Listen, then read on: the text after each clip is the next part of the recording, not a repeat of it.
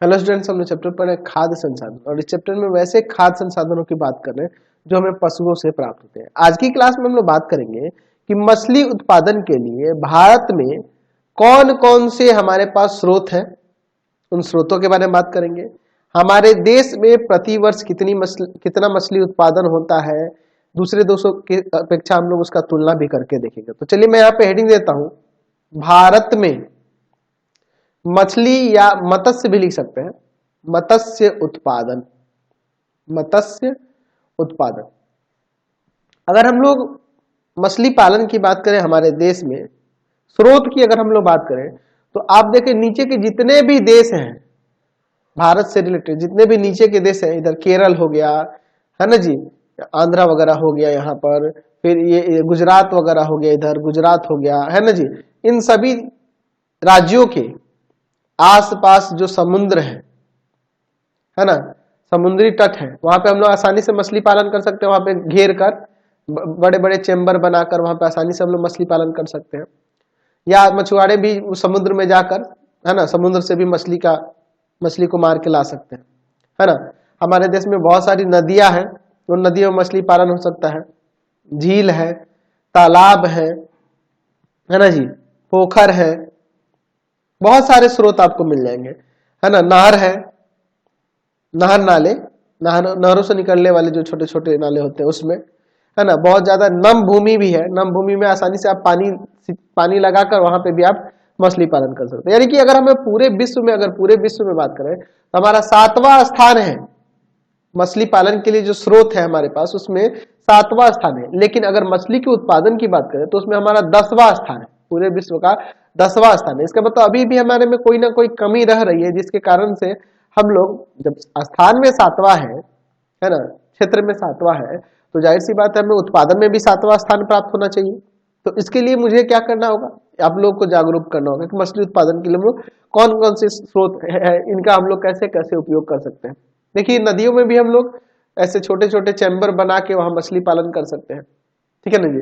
झील में भी कर सकते हैं, तालाब में तो भाई बड़ा सा गड्ढा होता है, उसमें आसानी से मछलियां छोड़कर वहां पालन कर सकते हैं। पोखर भी है हमारे पास बहुत सारे, है ना, नहर नाले हैं, वहां पे भी आप मछली पालन कर सकते हैं। तो अगर देखिए भारत में, तो अगर मछली के उत्पादन की बात करें तो बहुत सारे हमें स्रोत मिल जाएंगे, ठीक है। अच्छा, अगर वही कवचीय मछली यानी कि जैसे केकड़ा वगैरह, झींगा वगैरह के लिए पालन के लिए बात करें तो दक्षिण पूरब के जो देश है उनकी तुलना में अगर बात करें, उनके तुलना में भारत का कह सकते हैं कि उसका दूसरा स्थान है। भारत का दूसरा स्थान है कवचीय मछली, जैसे केकड़ा उत्पादन में हुआ या फिर झींगा उत्पादन में हुआ, इन सब के उत्पादन में, ठीक है ना जी। और पहले से ये वृद्धि होते जा रही है, मछली उत्पादन अभी तेजी से बढ़ भी रहा है। आप अपने आसपास ही देखो ना, तालाब वगैरह में पहले मछलियां नहीं पाली जाती थी, अब उसमें वृद्धि हो गया है।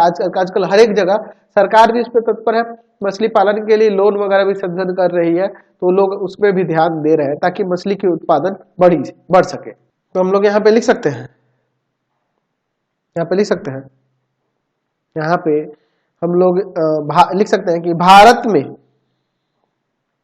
मत्स्य उद्योग के विकास की अपार संभावनाएं हैं, अपार संभावनाएं हैं। इसका कारण भारत के इसका कारण भारत के विशाल समुद्री तट, समुद्री समुद्री सॉरी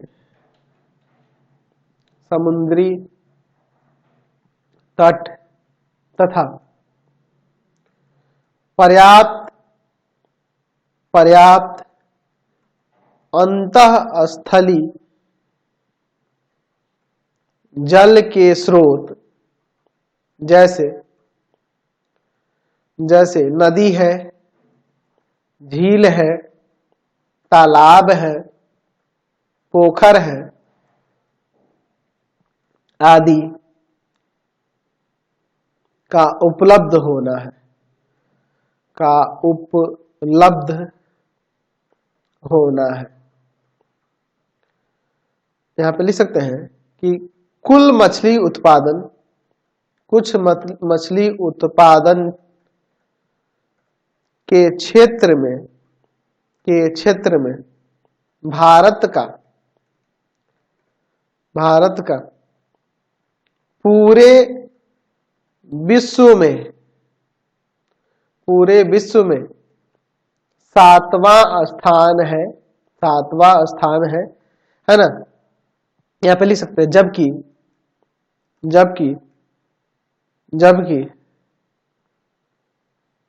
यहां पे लिख सकते हैं जबकि समुद्री मछली उत्पादन में हमारा पूरे विश्व में 10वां स्थान है। ठीक है ना जी। कवचिया मछलियों के उत्पादन क्षेत्र में भारत का स्थान दक्षिण पूरब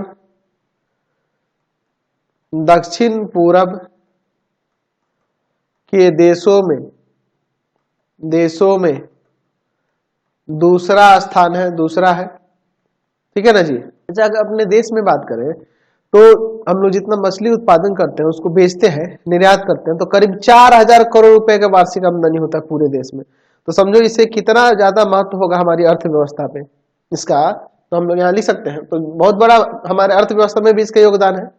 लिख सकते हैं कि हमारे देश में, या हमारे देश को लिख देते हैं, मछली उत्पादों के निर्यात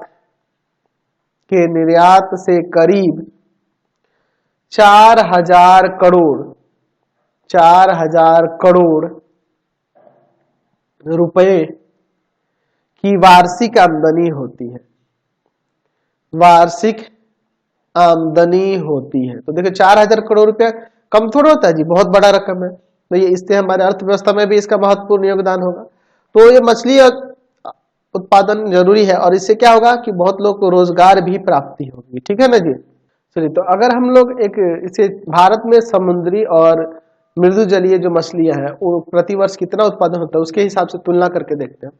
समुद्री मछलियां लाख टन में दिया हुआ है और मृत जलीय मछलियां, यानी कि जो मृत जलीय मछलियां होंगी, मृदु जलीय मछलियां होती हैं, मृदु जलीय जो मछलियां हैं जैसे नदी वगैरह में जो पाई जाती है, उनकी प्रतिवर्ष यहाँ पे जो उत्पादन होती है लाख टन में दिया गया है। 1980-81 में 15.55 लाख टन और मृदु जलीय मछली 8.87 और कुल 24.4 से देखिए हर एक वर्ष बढ़ते जा रहा है।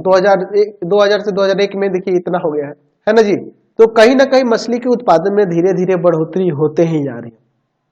अभी अगर हम लोग 2021-22 की बात करना तो कुल मुझे जहां तो पता है ये आपके 95.43 लाख टन तक उत्पादन हो गया है। तो कहीं ना कहीं मछली के उत्पादन में बढ़ोतरी होते ही जा रही है और अच्छा भी है। हमें जो फायदा होते जा रहा है इसके कारण हम लोग इसका निर्यात करेंगे तो जाहिर सी बात है हमें आर्थिक लाभ होगा, हमारे देश की अर्थव्यवस्था पे भी उसका असर पड़ेगा, है ना जी। तो ये जरूरी है।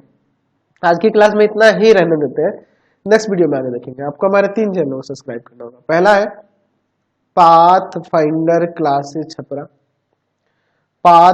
क्लासेस छपरा, दूसरा है आपके पास भारती भवन रविकांत सर और तीसरा चैनल है Ravikant sir RD Sharma solution. तीनों चैनलों को सब्सक्राइब कर लेंगे। इससे रिलेटेड वीडियो के लिए सीधे डिस्क्रिप्शन में, इससे रिलेटेड नोट्स के लिए गूगल पे जाकर सर्च करेंगे www.ravikantsir.in और यहाँ जाकर आप सभी क्लासेस के नोट्स उनके पीडीएफ को डाउनलोड कर सकते हैं, पढ़ सकते हैं। इंस्टाग्राम और फेसबुक पे जाकर पाथफाइंडर क्लासेस को लाइक एंड फॉलो करना नहीं भूलेंगे। Thanks for watching the video. Comment करके जरूर बताएं कि हमारे चैनल्स के वीडियो आपसे वो कैसे लगते हैं। Thanks for watching.